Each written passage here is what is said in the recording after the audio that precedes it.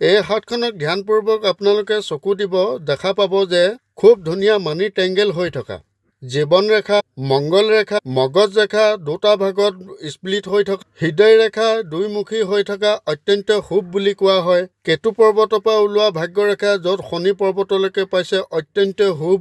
লগতে এনেধৰণৰ যদি আপোনাৰ হাতত মানি ট্ৰায়েংগল থাকে তেন্তে এইটো অত্যন্ত শুভ বুলি কোৱা হয়। হস্তৰেখা ধন সঞ্চয় কৰি ৰাখিব পাৰিব, ছেভিং কৰি ৰাখিব পাৰিব, বেংক বেলেঞ্চ বনাই ৰাখিব পাৰিব, আপুনি এছেট ল'ব পাৰিব। এনেধৰণৰ সূৰ্যৰেখা যদি থাকে অত্যন্ত শুভ মান সন্মানৰ ক্ষেত্ৰত। বুঢ়া আঙুলিত এনেধৰণৰ যদি য়ব বনি থাকে ই অত্যন্ত শুভ, ইণ্টেলিজেন্সক দৰ্শায়।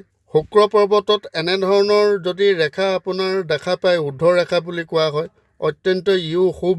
আঙুলিসমূহৰ পাপবিলাকত দেখা পাব এনেধৰণৰ খাৰা ৰেখা, এইটো অত্যন্ত শুভ, ফ্ৰেণ্ডলি বিহেভিয়াৰক দৰ্শায়। লগতে হস্তৰেখাত কৈছে একদম